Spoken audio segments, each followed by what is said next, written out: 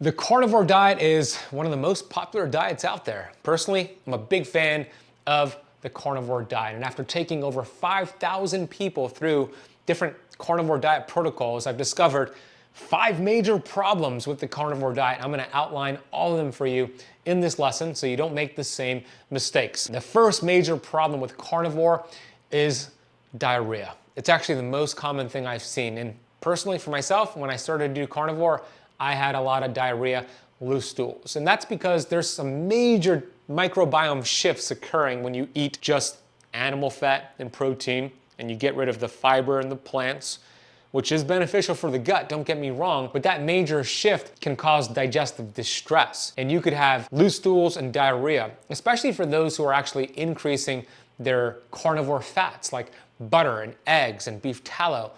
Your liver, which is this 5-pound organ, the MVP of your body, produces bile to break down fat. And a lot of people struggle with producing healthy bile. They have a beat up liver from toxins, medications, processed carbohydrates, and they just can't break down the fat on the carnivore diet, and they get diarrhea. So the solution here is, number one, if you're starting the carnivore diet, maybe transition slowly from eating your fiber and plants and vegetables and fruits to slowly decreasing that and shifting into carnivore. Or if you're already carnivore and you have diarrhea, then you want to have something to support the liver. One of the things I do is I take ox bile supplementation, which helps your liver, actually helps you break down the fat. Actually, you are getting exogenous bile to break down the fat. You could also slow down and chew your food. Be in a parasympathetic relaxed state. Chew your food, slow down. That also helps with digestion as well. So ox bile could be great. I'll put a link for the one I use in the notes down below. The second major problem is actually the opposite of diarrhea, and that's constipation. This happens as well. So many people start to eat a carnivore diet and they don't eliminate. And elimination is very important. Now, I will say this. When you follow a carnivore diet, you are going to poop a lot less than when you are not doing a carnivore diet. That's just natural, and that's not a bad thing. But if you're not eliminating at all, you're going days without pooping and eliminating, that's a problem because you start to accumulate toxic estrogens and toxins in general. Defecation is one of the ways your body gets rid of toxins, so what can you do? Well, part of the problem here could be you have trouble breaking down protein, and that's because you have low stomach acid. So you could take apple cider vinegar before your carnivore meals. You could supplement with hydrochloric acid before your carnivore meals, and you could get into that relaxed state where you're chewing frequently and breaking down the protein. One of the other things you can do here with the constipation and with the diarrhea problem is you could spread out your carnivore meals. If you are doing carnivore and you're eating maybe 1 meal a day or 2 meals a day, and you're having 1 or 2 big carnivore fat and protein meals, and you're dealing with either diarrhea or constipation, it might be just too much for your digestive system and your liver to break down all at once. So maybe for the next 7 days, you spread out the fats and proteins. Instead of doing 1 or 2 meals per day, you do 3 or 4 in a longer eating window where you're spreading out the fats and proteins, allowing your digestive system to adapt by producing the hydrochloric acid, allowing your liver to produce the bile. This is not something you do forever. Maybe for the next 7 days, you spread it out. Now, there's some other things you can do on the constipation piece. You could take magnesium, potassium. You could buy a squatty potty. I have them in all of my restrooms here in my house, where it elevates your knees and gets into a natural squatting position, which helps you eliminate without forcing it. I'll put a link for the magnesium that I use, the potassium I use, and the squatty potty I use down below. All of that will help with the constipation. All right, the third mistake. This is something that you might not be aware of, but I noticed this problem for myself doing the carnivore diet, and that is high levels of iron. When you have high levels of iron, and you could test that with a blood test looking at ferritin, stored iron, and iron saturation and other metrics here. High iron is kind of like rusting your body. It's not good. Long term, it'll age you faster. It could lead to cardiovascular disease. And when you eat more red meat on carnivore, especially men and especially postmenopausal women, I've seen a lot of them dramatically increase their iron levels. And that is not good. And I think that's something that a lot of people in the carnivore space are not talking about. So I do want to get into this a little bit with Dr. Christy Sutton, who has an amazing book called The Iron Curse, which talks all about this. She's one of the main people that helped me be aware that, hey, you might have an issue with carnivore because of your iron, and we talked about what can you do if that is the case, how to test for it. So here's Dr. Christy Sutton, and then we'll have more of a conversation around this. Check this out. Question for you. I'm going to donate blood more frequently. That is a goal of mine. I'll do that to help lower my ferritin and lower the iron saturation. You mentioned diet, nutrition, lifestyle.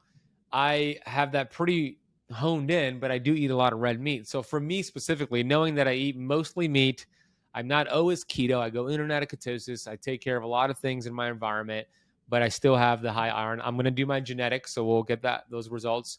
What else can I personally do? And I'm sure your book and your course has all that. I know, and I'll read it, I promise, but give me some coaching. What else can I do right now? Okay.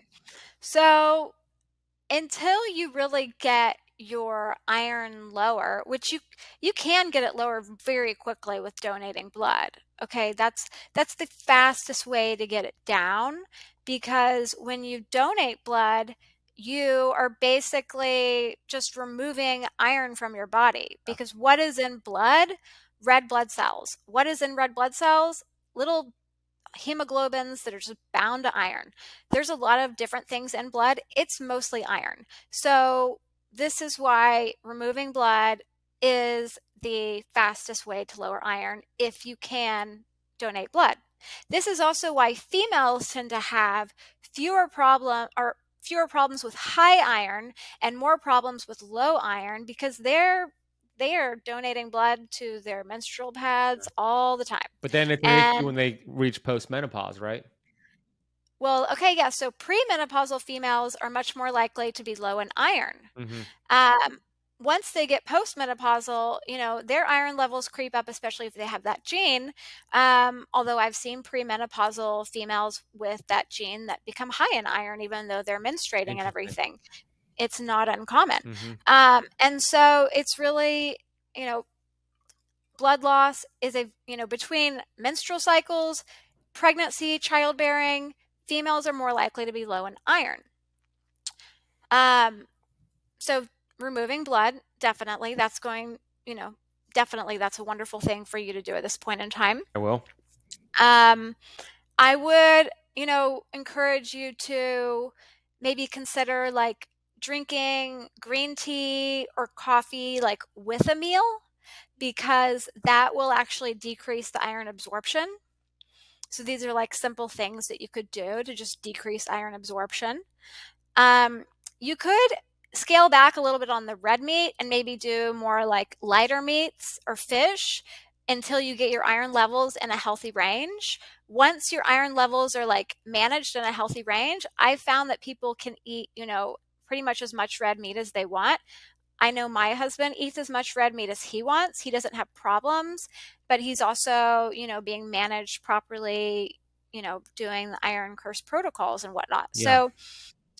So, I mean, there's so many different things, but there's also some really great nutritional supplements that can really rapidly lower iron. And I've even, seen some people that they don't donate blood. They just do the nutritional supplements.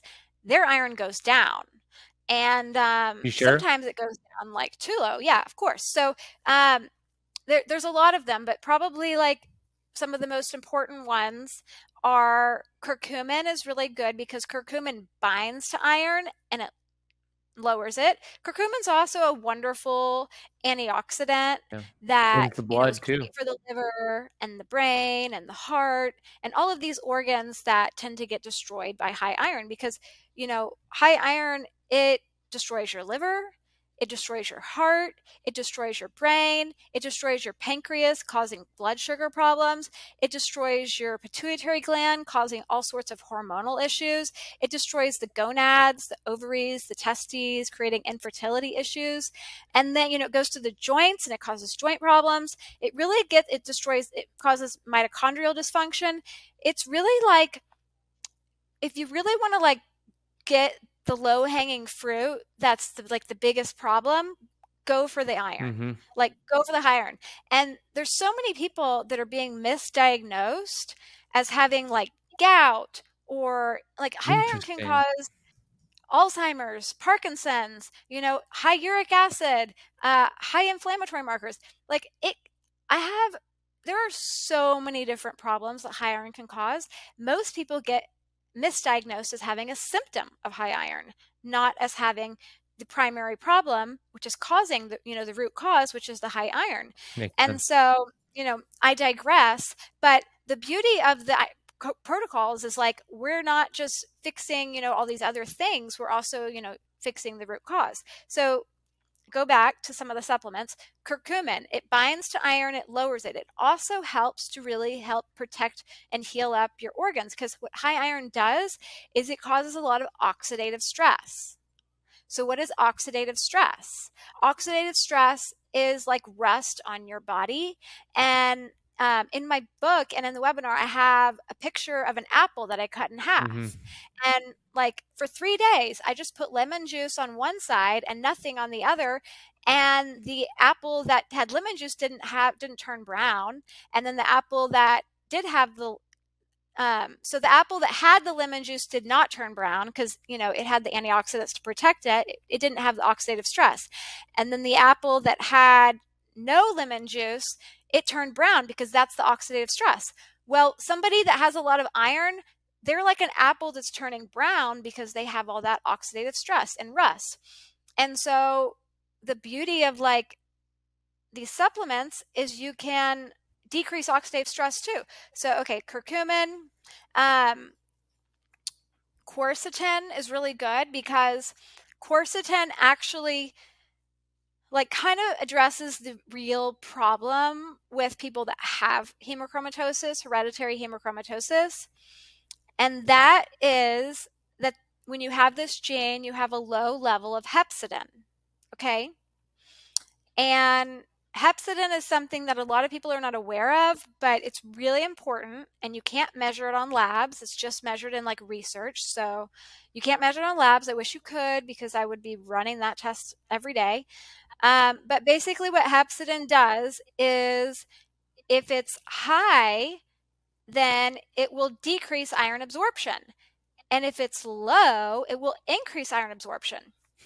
So the way it does that is it stops absorption from the intestines, but it also causes like the iron to be sequestered in like the liver and the macrophages.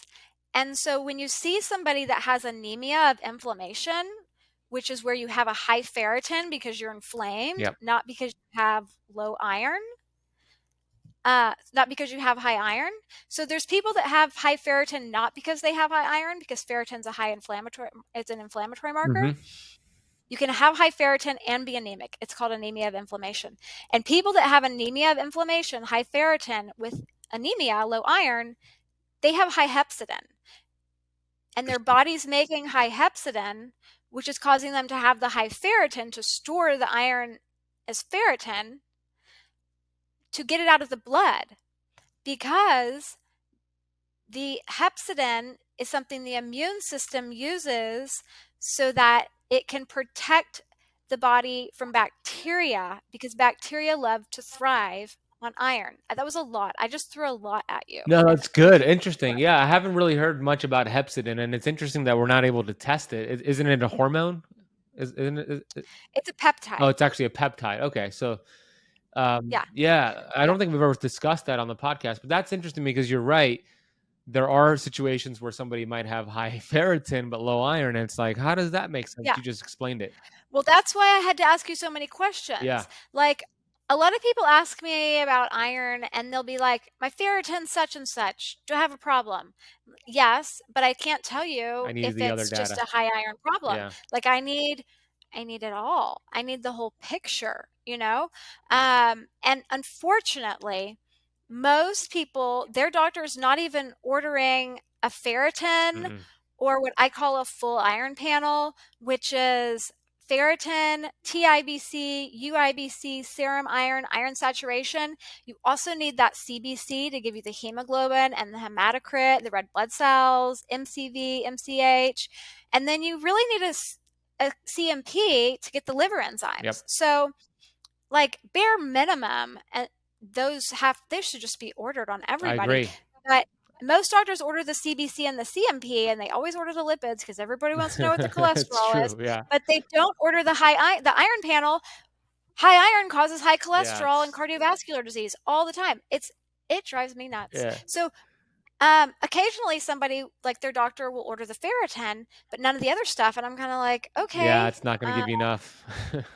exactly, yeah, So yeah. that's a learning opportunity for those getting lab work. Get all of those markers. Get a full iron panel like the markers that I got. And it's not that It's not. expensive. No, it's not. Okay, so curcumin, quercetin.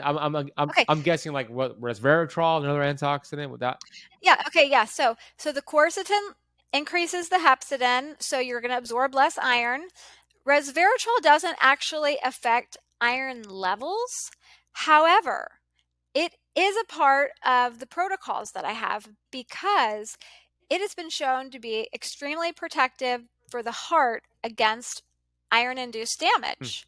And after all, if somebody has high iron, they're at a much higher risk for cardiovascular disease, and the resveratrol really helps to protect them from that. But it's really kind of fun. Like, if you're monitoring your heart rate and like your heart rate I variability, am. Yeah, I have my aura ring. so yeah, so see what it is after you donate blood. Your heart rate variability is probably going to increase, and your resting heart rate's probably going to decrease because Okay. you've just decreased this stress off your body. And you're probably going to wake up a day or two after and just feel kind of more energetic. Like, people will say, I just looked in the mirror and it's like my eyes were brighter, and my skin's brighter. And it's like, yes, because you were like rusting out from the inside. And high iron, it does actually cause your skin to get dark. People tend to have this kind of like darkening, bronzing of the skin. Do I So have that? bronze Do I diabetes, have that, Christy? Not yet. well, it's all relative. It's all relative. This could be your beautiful, Italian skin, and good for you. Or I'm an Irish. if I don't do something about it, it might be in my near future, right? Because I'm going to be proactive here, and I don't want to be reactive. But I think, if you do before and afters, before you donate and after, you probably will see a difference. With Like my your skin? fiance's, likely. Okay. It might take a little while. It takes a little while for, the melanocytes to go down. But, you are going to probably feel different. Your fiance might even notice a difference. Not everybody's the same. But bronze diabetes is hemochromatosis. And they call it that because hemochromatosis damages the pancreas, causing diabetes, but it also causes the skin to get darker. So people develop Huh. bronze diabetes. It's very Interesting. fascinating. Yeah, That there's so is much. Yeah, that is so fascinating. This is a very important topic, especially for my audience, because my audience, a lot of them are doing carnivore, and I have nothing against carnivore unless you do it long term. But you're eating a lot of red meat, and if you're not getting these lab values and you don't understand it, like you could be in for some trouble. And that's why I think this conversation is so important. And we're kind of you gave us a lot, but I know that you have a webinar all about this and several different webinars. I'd love for you to share about that, and then your book, The Iron Curse. I can't wait to dive into that. Like, I'm like so fascinated after this conversation. But share about the webinars and where they can learn more about this topic and some of the other cool things you're doing. Sure. Okay. So I just concluded my first Iron Curse webinar, which was 5 different live webinars that was Wow. really over 6 hours of material. We did it over a series of 5 weeks, and it was so great. It was so well received. And so I recorded it, so you can go back and watch that. Now, when I launch the book, I'm pretty sure I'm going to do it again live, just because, I'm already ready to change it up. It's like the evolution. You just never stop learning. You just want to keep making For it better. sure. So, but the Iron Curse is available to, go and take now if you want to dive in. And the Iron Curse webinar is available. So the webinar is a little bit different than the book, because teaching a webinar lends itself to kind of different information than teaching in a book. They're both going to be, unique but different and wonderful, and For very, sure. similar, but unique and different in their own ways. So she broke that down very well. She mentioned her book is coming out, but it is actually out. It's called The Iron Curse, and I'll drop a link for you to get it. The best way to lower your iron levels is to donate blood every month, every few months, and then take some of those supplements she mentioned. I know that the supplements she mentioned are not necessarily carnivore friendly, but if you want to add them into the mix, do that. But the fastest way to lower your iron stores, donate blood. Test your iron, make sure you don't have high iron, and make sure you donate blood if you do have high iron. The fourth problem with carnivore is this process of electrolyte dumping. When you are eating a high carbohydrate diet, you're producing a lot of insulin. Not good. 93% of Americans produce too much insulin. They eat too many carbs too frequently. When you follow a carnivore diet, you're essentially eating zero carbohydrates or very, very low carbohydrates. So you are going to dramatically lower insulin. You're going to look lighter, feel lighter right off the bat. So amazing. However, your kidneys go through this diuresis process where it actually dumps a lot of these electrolytes and minerals, and you actually could have low energy, fatigue, feel pretty off on carnivore because you're just losing too many electrolytes, especially if you're active like me. So you want to be really intentional with replenishing those electrolytes. In my book, Metabolic Freedom, I talk about this keto camp cocktail that you drink every morning, especially if you do carnivore and keto. And that is going to be water, 16 ounces of spring water, 2 tablespoons of apple cider vinegar, 1 teaspoon of cream of tartar for the potassium, and a pinch of sea salt that you mix all together and drink every day on carnivore. Or just increase your sea salt, increase your minerals, take a high quality electrolyte supplement. You just want to be really intentional with replenishing those electrolytes. Hey, before I get into the fifth problem and some of the common questions here, I have a brand new ebook you could download for free that is going to teach you how to lose up to 10 pounds of fat in 7 days. It's an easy to follow protocol. You have fat burning meals, and if you scan the QR code on the screen or go to burnfatbook.com or click the link in the notes down below, you can get this free ebook right now. The fifth problem with carnivore is social restriction. Carnivore can be really socially difficult. I remember when I did my 90-day carnivore experiment last year, I did it during the holidays, Thanksgiving, Christmas, New Year's. And my family members and friends didn't really like that because I was not eating their non-carnivore foods. It was really challenging, but I was so convicted in doing this that my conviction was stronger than theirs. But let's face it could be socially a challenge. If you go to a restaurant, you have to make sure they have meat, they have carnivore foods. If you get invited to a wedding or an event, you have to make sure they have carnivore food. So what can you do here? Number one, here's what I did. I would explain to the person who's hosting me for dinner or whatever the event was, that I'm doing a carnivore diet to deal with these health issues and I only eat meat. Will you have any of these options? And if not, that's totally fine. I could bring my own options. I just want to make sure that we are prepared here. So you want to make sure you set boundaries and have that conversation first and foremost. Now, fasting is always an option, but it's not fun to go to a dinner and just sit there and drink water. So I recommend, calling the restaurant, going to their website, looking at the menu and just making sure there are carnivore options for you. If you fail to prepare, you are preparing to fail. The amazing thing about carnivore is that it's so simple. Like, you just eat animal fat and protein, that's it. It takes all the guesswork out. There's no gray area, it's black or white. Either you're pregnant or you're not. Either you're doing carnivore or you're not. So that's the easy part, but it also could be socially restrictive. So make sure you are doing some things ahead of time to prepare to make sure the peer pressure doesn't get to you. And I've learned this: when you change, you become a threat to people in your life who do not change. They're not gonna like that you're doing carnivore. My mom didn't like it, and even some of my close friends didn't like it, but you gotta be convicted in yourself. Nobody's living your life but you. Stand strong. I support you. Have people in your life who support you, and the best thing you can do is to set those boundaries and have the conversations ahead of the event. Before I get into the common questions here, I have a brand new book coming out called Metabolic Freedom, and I have a special offer for you. I have a brand new book called Metabolic Freedom, published with Hay House, being released May 13th, 2025. This book outlines the exact steps to restore your metabolism, heal your hormones, and burn fat. It presents to you the problems to why we see metabolic disease and the exact steps to restore your metabolism to burn serious fat. At the end of the book, there's a 30-day plan for you to lose up to 30 pounds in 30 days. And here's the exciting announcement. You could get this book right now.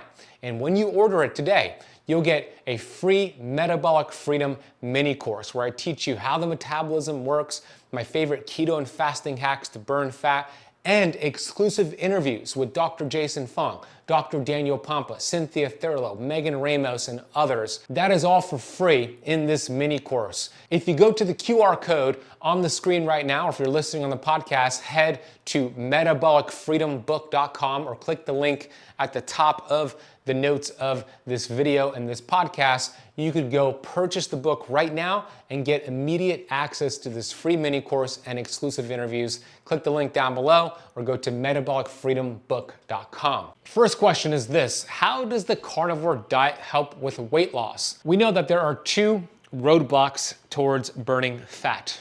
These two primary roadblocks block your metabolism from burning fat, and it creates fat loss resistance, weight loss resistance. And those two roadblocks are high levels of the hormone insulin and high levels of cell inflammation. Carnivore tackles both of these roadblocks. I already mentioned when you follow a carnivore diet, you're eating very, very low carbohydrates, pretty much zero carbohydrates, so you dramatically lower insulin, which shifts you into a fat-burning state. When you eat red meat, lamb, seafood, these are some of the best anti-inflammatory foods that you could consume. So it lowers cell inflammation, which allows your fat-burning hormones to get into the cell and burn fat. So those are the two primary ways carnivore helps with weight loss. Next question: can the carnivore diet help with autoimmune conditions? The carnivore diet is the best for those who have autoimmune conditions. This is because autoimmune disease is a result of intestinal permeability, in other words, something called leaky gut. When you have your tight junctions, which are within your mucosal barrier, it's supposed to be tight. That's why it's called the tight junctions. When it's open, you have food that goes undigested, enters your bloodstream. These are food particles, essentially poop in your bloodstream, and your immune system has to deal with it. It's a threat. So if that happens from time to time, not really a big issue. When it happens over long periods of time, now the immune system is on overdrive, is hyper-reactive. This is called autoimmune disease. And you start to tag foods like eggs, avocados, and even healthy foods out there as a threat, developing food sensitivities. The main reason why we have autoimmune disease are because of environmental toxins. The second reason are because of plant toxins. When you eat vegetables like kale, spinach, and nuts and seeds like almonds and nightshades, these have anti-nutrients that inflame your intestinal lining, open up the tight junctions, create leaky gut, and eventually autoimmune disease. When you follow a carnivore diet, you're not eating any of these anti-nutrients, the oxalates, the phytates, the tannins, and you start to repair the gut. It's one of the best things you can do for autoimmune disease. I personally have two types of autoimmune disease, and by the way, if you have one, you usually have more than one. My autoimmune disease is called Raynaud syndrome and erythromyalgia. And I can tell you what, following the carnivore diet, a variation of the carnivore diet, getting rid of environmental toxins from my body and my environment, I rarely get any autoimmune flare-ups these days. Pretty rare. I mean, I'm feeling incredible. I turned off that autoimmune gene, and you can actually turn off your genes, including autoimmune, with something like a carnivore diet. It's a big piece to the puzzle. Which leads me to the next question. Do you personally follow the carnivore diet? Most of the time I do. I would say 85% of the time I'm doing a carnivore diet. My current routine is Monday through Saturday, I'm following a carnivore diet. Sunday, I practice something called carnivore flexing, where I flex out with very low plant toxin vegetables, fruit, and white rice. Personally, I do well with that. I have metabolic freedom and flexibility. I burn that sugar and go right back to burning fat the next day, right back to carnivore. So that's how I do it. Doesn't mean you should do that, but I do believe in having a variation of metabolic flexibility by doing carnivore and eventually flexing out when the time is right. My book, Metabolic Freedom, talks all about this. Next question is this: what's the difference between the keto diet and the carnivore diet? This is kind of a pet peeve for me, although I don't really have pet peeves because I'm emotionally stable and I handle my emotions and I don't let anything external bother me. I shouldn't say that. I aim not to let things external bother me, but sometimes I see this. I did keto, didn't work for me, so I did carnivore and it was so much better. I understand what you're saying. There are different ways to do keto, a lot of gray areas there. You do have plant toxins, but I will say this. When you're following the carnivore diet, you are in ketosis because keto is not a diet. Keto is a metabolic process. And when you do carnivore, you're producing ketones because you're burning fat. The argument I get is, yeah, but you're having a lot of protein on carnivore. Isn't that going to kick you out of ketosis? No, for most people, it won't. You're just gonna refill your glycogen stores. Yeah, some of it will be converted to sugar via gluconeogenesis, but for most people, it's not going to kick you out of ketosis. So for me, carnivore is keto. It's a metabolic state, and you could get into ketosis through carnivore. Next question, will my cholesterol go up in the carnivore diet? Yes, and salute yourself and give yourself a high five if it does. Cholesterol is amazing, it's important, helps with your hormones, helps with your liver, vitamin D. So the answer is probably, and that's a good thing. And you won't believe what happened to my cholesterol levels when I did my carnivore diet if you watched or listened to that episode, and I'll share a little bit more about that towards the end here. But next question is this. Are there any other concerns with the carnivore diet? Yes, one more problem here with the carnivore diet. Kidney function. You wanna check your kidney function. You wanna check because when you're eating more protein, sometimes it could be too much for your kidneys to process and they could lead to some kidney issues long term. So you wanna get your measurements done, your creatinine, which measures the level of creatinine in your body, which is a waste product from muscle metabolism in the blood.